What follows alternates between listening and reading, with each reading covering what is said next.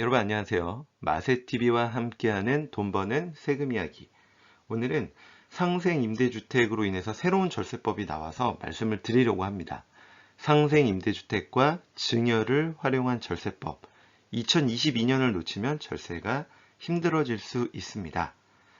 자, 2022년 하반기가 시작이 되었는데요. 어떤 내용인지 한번 같이 살펴보도록 하겠습니다.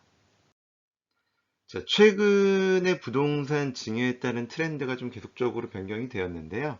사실 2017년 8월 2일, 즉 파리 대책이 나오기 전까지만 해도 부담부 증여를 상당히 많이 활용을 해서 증여를 좀 해왔었습니다. 그런데 이제 다주택자 중과, 즉 조정 대상 지역의 다주택 중과 제도와 종부세 중과 제도들이 계속적으로 도입이 되다 보니 부담부 증여를 활용하는 메리트가 많이 사라졌어요. 그래서 2017년 8월 3일부터 2022년 5월 9일까지 단순 증여 또는 순수 증여를 많이 활용하기 시작을 했습니다. 그랬다가 이제 어떻게 됐죠? 최근에 1년간 다주택자 양도세 중과를 유예해 주겠다라고 이야기가 나오면서 다시 부담부 증여의 장점을 활용하는 분들이 나오기 시작을 했습니다.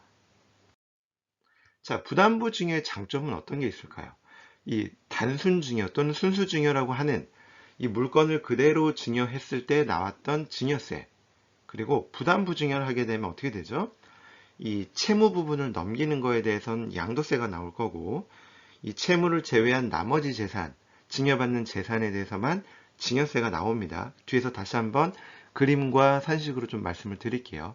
이렇게 양도세와 증여세를 합친 세금과 이 단순 증여로 했을 때 세금을 비교해 봤을 때 부담부 증여로 하는 세금이 훨씬 적었다. 그리고 보통의 경우에는 부동산을 증여하게 되면 우리 증여세 누가 내죠? 수증자, 재산을 증여받는 수증자인 자녀가 증여세를 내야 되는데 부동산을 증여받고 소득이 많지 않다라면 증여세 낼 재원이 상당히 부담스러울 수 있어요. 그래서 부담부 증여를 활용하면 이 증여세 재원 부담을 감소시킬 수 있습니다. 그리고 채무를 넘기기 때문에 부모 입장에서는 양도세를 내야 되는데 상대적으로 증여하는 부모의 재산이 많을 때 보통 이 증여 또는 부담부 증여를 계획하기 때문에 부모가 납부하는 양도세에 대한 부담은 자녀들보다 훨씬 적을 수 있겠죠. 이런 게 부담부 증여의 장점이라고 할 수 있습니다. 자, 부담부 증여를 숫자로 한번 다시 설명을 드릴게요. 2억에 취득한 부동산을 지금 시가 8억 정도 합니다. 이걸 자녀한테 증여를 할 거예요. 근데 여기 채무 4억 정도가 있다라고 가정을 해볼게요. 그러면 우리가 부담부 증여로 넘길 때 요건을 세 가지 충족을 해야 돼요. 일단 증여하는 물건에 담보된 채무가 있어야 되고, 이 채무는 증여자의 채무여야 되고, 세 번째, 이 채무를 수증자가 인수를 해야 됩니다. 이 세 가지 요건을 충족했을 때 부담부 증여를 할 수가 있고요. 지금 이제 2억에 취득한 걸 8억에 취득한 부동산이 시가 8억까지 자산 가치가 올랐고, 요 8억짜리를 자녀한테 증여할 건데, 요 8억짜리 부동산에 채무가 4억이 있는 상황에서 요 4억의 빚을 같이 넘긴다라는 거예요. 자, 먼저 이런 상황 하에서도 우리가 순수 증여를 할 수 있다라고 말씀을 드렸어요. 그냥 순수하게 증여를 한다라고 하면 그냥 시가 8억짜리를 넘기는 겁니다. 그러면 자녀는 시가 8억을 받으니까 5천만 원 재산 공제를 하고 7억 5천에 대해서 증여세를 계산을 하면 30% 세율이겠죠. 납부해야 될 세금이 1억 6천만 원이 됩니다. 그런데 동일한 물건을 부담부 증여로 가져온다라면 자녀는 8억짜리 자산을 받지만 빚 4억을 떠안기 때문에 순수하게 증여받는 재산가액은 4억이 되죠. 그럼 4억에 대한 증여세 계산하면 5,820만 원이 됩니다. 아까 30% 세율이 아니라 20% 세율로 떨어지죠.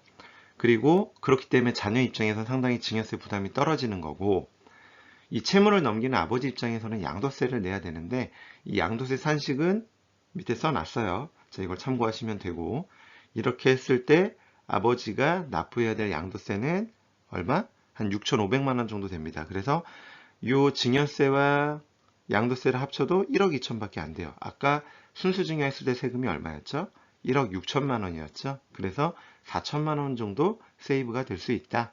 그래서 부담부 증여를 활용하는 경우들이 많았고, 다주택자 중과제도가 나오기 전에 부담부 증여를 많이 활용했었고, 이 중과제도가 유예됨으로 인해서 올해 5월 10일 이후부터는 다시 이 제도를 적극적으로 검토하는 분들이 늘어나기 시작했다.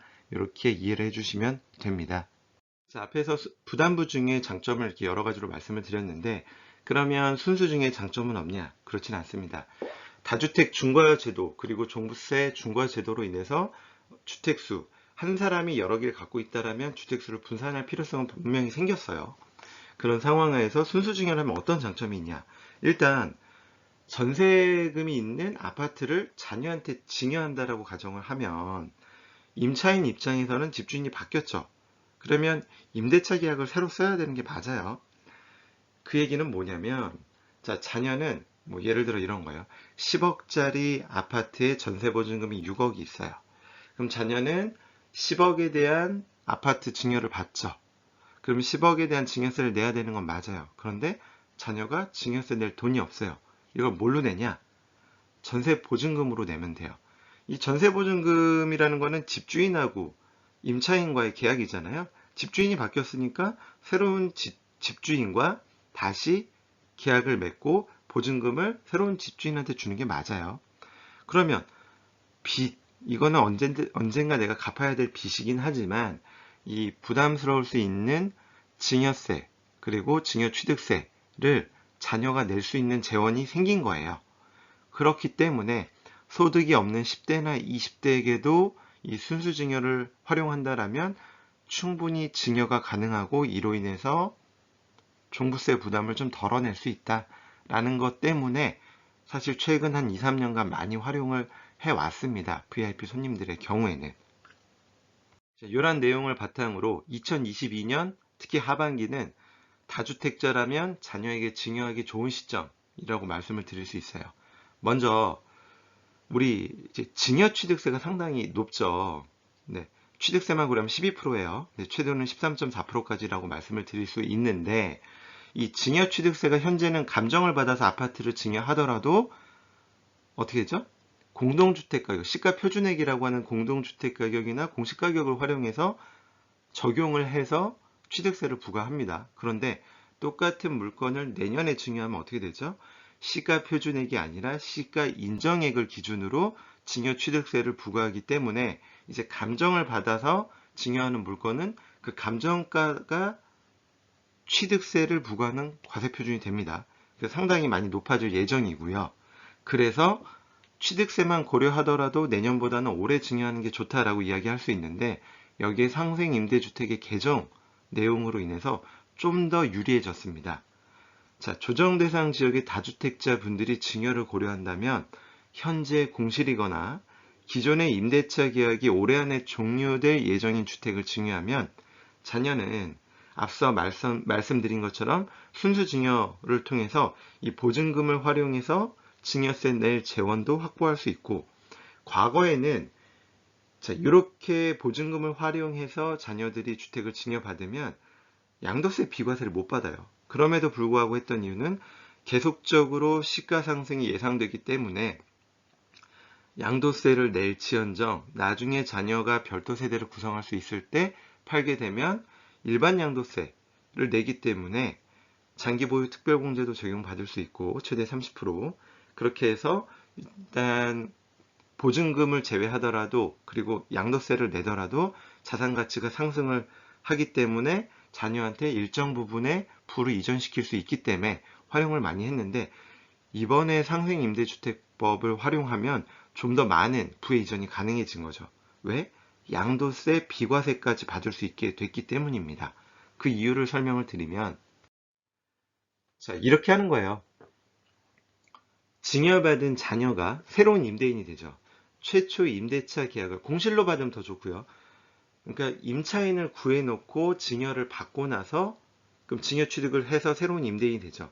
그리고 나서 이 임차인과 최초 임대차 계약을 하게 되면 이게 바로 직전 계약이 되는 거예요. 그래서 증여받은 자녀, 새로운 임대인인 증여받은 자녀가 최초 임대차 계약을 올해 말 2022년 12월 31일 전에 체결하고 최소 1년 6개월 이상 임차를 하고 상생 임대차 계약을 2024년 12월 말 전에 할 수 있겠죠.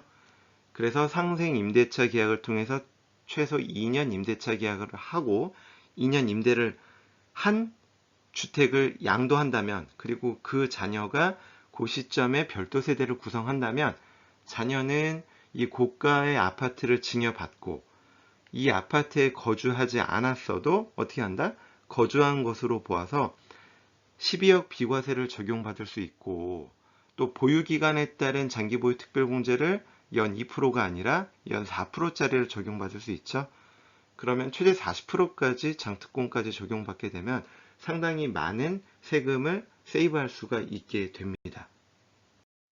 상생 임대주택에 따른 양도세 특례 규정이 개정될 거다라는 내용이 나오면서 상당히 많은 파문을 가져오고 있습니다. 또 그리고 지금까지 나온 내용만 놓고 봤을 때는 위와 같은 방법을 활용하면 10대 또는 20대, 10대는 조금 빠르죠. 20대 자녀들, 대학생인 자녀들에게 이 고가의 아파트, 앞으로 상승 여력이 상당히 충분한 고가의 아파트를 이전시켜 줄 수 있다는 것에서는 분명히 큰 의미가 있을 수 있어요. 그리고 확실히 절세할 수 있는 어떤 하나의 방법이 생긴 건 맞지만 최초 상생 임대주택을 만든 취지와는 조금 다른 방향으로 활용될 수 있다는 여지가 있습니다. 법을 개정하는 분들이 사실 다각도로 좀 검토를 해야 될 부분이에요. 하지만 그럼에도 불구하고 지금까지 나온 것을 바탕으로 보면 충분히 활용할 수 있는 내용이고, 이게 어떻게 최종적으로 나오는지는 좀 여러분들이 지켜봤다가 이 내용을 좀 활용하시면 될 것 같습니다. 예전에 우리 그런 적 있죠? 최종 1주택이 됐을 때 그 양도세 비과세 규정을 얘기할 때 다른 모든 주택을 양도하고 최종 1주택이 된 경우에 이 최종 1주택 규정을 적용한다라고 해서 어떤 일이 있었죠? 용도 변경을 하거나 증여를 통해서 이걸 빠져나간 시점이 있었어요. 그래서 이런 행위들이 나오다 보니 이제 요거를 막는 법안이 다시 추후에 보완이 되었었죠. 뭐 이런 좀 혼선이 오지 않을 수 있도록 법을 개정하시는 분들은 좀 이런 내용들을 좀 자세하게 검토를 하고 많은 분들의 이야기를 좀 듣고 법안을 안정적으로 좀 만들면 좋지 않을까, 마지막 여담으로 이렇게 말씀을 드려봅니다. 지금까지 내용이 도움이 되셨다면 구독, 좋아요 눌러주세요. 지금까지 마술처럼 세금을 줄여주는 마세TV였습니다. 감사합니다.